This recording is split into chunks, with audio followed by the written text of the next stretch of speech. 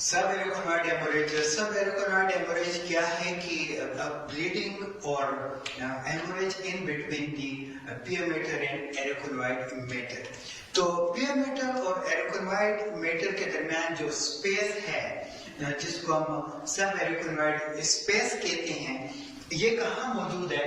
बिल्कुल ब्रेन के साथ अटैच, ब्रेन पेरेन्काइमा के साथ जो मेम्ब्रेन मौजूद है इसको पियोमेटर कहते हैं।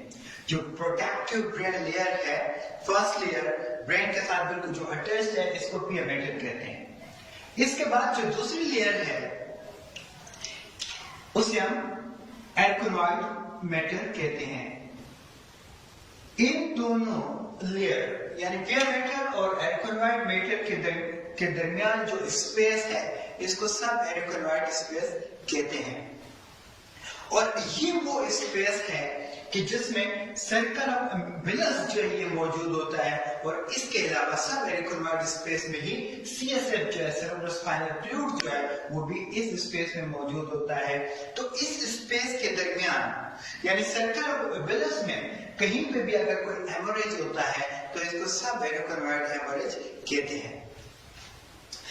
कॉजेस नंबर 1, एट ट्रॉमा यानी direct injury to the brain अगर होती है तो उसकी वजह से ये सब एरिकोनॉइड हेमोरेज हो सकता है।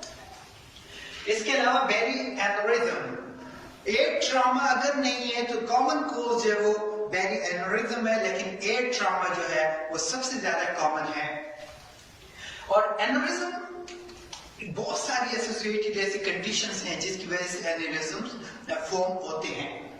एक तो सबसे पहली जो चीज है, परसिस्टेंटली अगर ब्लड प्रेशर हाई रहता है, हाई ब्लड प्रेशर पेशेंट्स हैं जिनका अगर ब्लड प्रेशर जो है वो परसिस्टेंटली हाई रहता है तो होता क्या है कि वहां पे एनेरिज्म्स फॉर्म हो जाते हैं।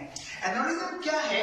Aneurysm out pouching of blood vessel यानी बर्निंग ऑफ ब्लड वेसल है, और ये वीक एरिया होता है, तो इस एनेरिज्म के रप्चर होने के चांसेस बहुत ज्यादा होते हैं।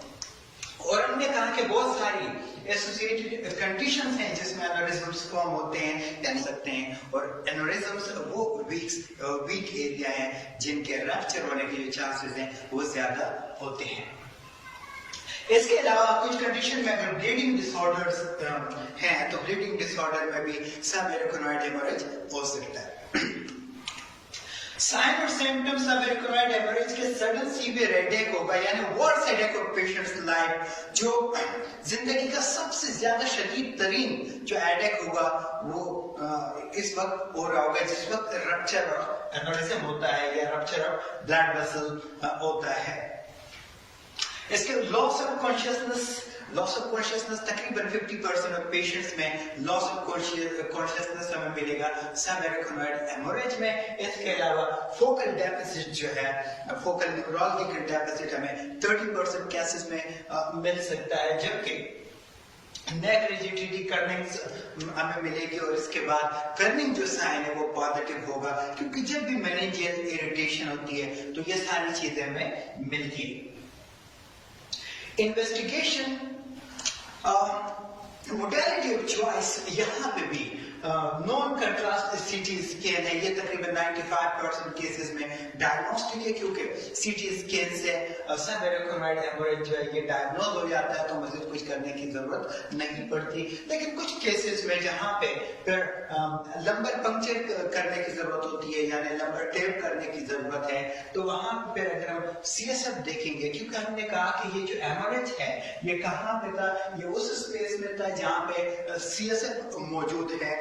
तो हम अगर सीएसएफ देखेंगे तो सीएसएफ में हमें रेड ब्लड सेल्स मिलेंगे। और लेकिन अगर लेट टेपिंग करते हैं यानी 48 आवर्स के बाद, तो फिर हमें जो सीएसएफ मिलेगा उसका जो कलर होगा येलो डिस्कलरेशन होगा, जिसको ज़ैंथोक्रोमिया कहते हैं, क्योंकि जो ब्लड सेल्स होते हैं आरबीसीज जब उनका ब्रेकडाउन होता है तो फिर वो रेड नहीं रहते, बल्कि उनके अंदर मौजूद जो बाइलिरुबिन है जब वो बाहर एस्केप करता है, बाहर निकल आता है, तो हमारा जो फ्लूइड का सीएसएफ का जो कलर है वो येलो हो जाता है। सीटी एंजियोग्राफी MR एंजियोग्राफी जो है ये डेफिनेटिव, क्योंकि सीटी से हम ये तो जान सकते हैं कि यहाँ पे एरिकोनॉइड सब एरिकोनॉइड हेमोरेज है, लेकिन एग्जैक्टली कौन सी ब्लड वेसल्स और कहाँ पे प्रॉब्लम है इसको जानने के लिए सीटी या MR एंजियोग्राफी करने की जरूरत होती है इटियोलॉजी को जानने के लिए।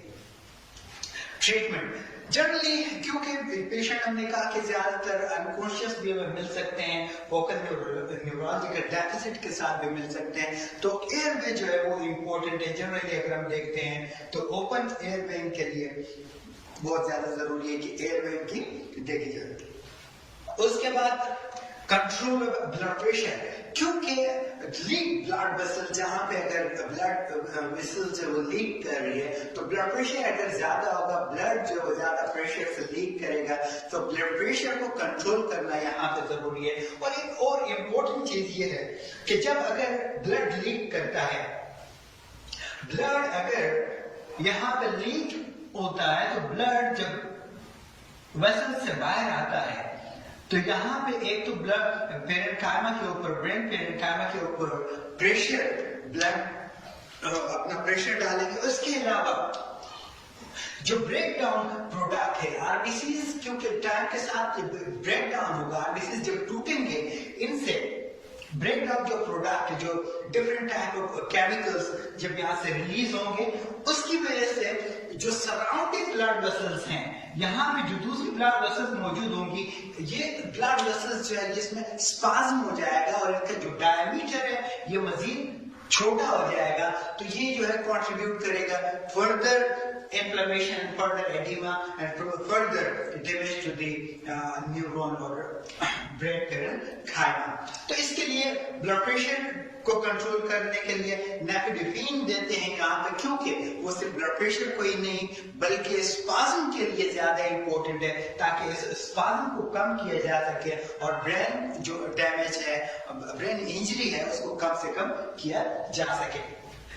एंडोवेस्क्यूलर कॉइलिंग ये मिनिमली इन्वेसिव सर्जिकल प्रोसीजर है, जिसमें करते क्या है कि एक माइक्रो कैथेटर डालते हैं और ये जब इस एरिया तक जहां पे एनोरिज्म है, एनोरिज्म्स तक जब पहुंचते हैं तो ये एक वायर होता है जो डिफरेंट मेटल्स का बना हुआ होता है, प्लेटिनियम का भी होता है और इसके अलावा दूसरे मटेरियल्स का बना हुआ ये एक वायर होता है। और इसको यहाँ पे जहाँ पे एनोरिज्म होता है, जहाँ पे इसे ब्लड लीक कर रहा होता है, इसमें इसको छोड़ देते हैं और इस तरह ये है कि इस एनोरिज्म से जो ब्लड लीक हो रहा होता है वो ब्लड रुक जाता है और यहाँ से मजीद जो है वो ब्लड लीक नहीं करता।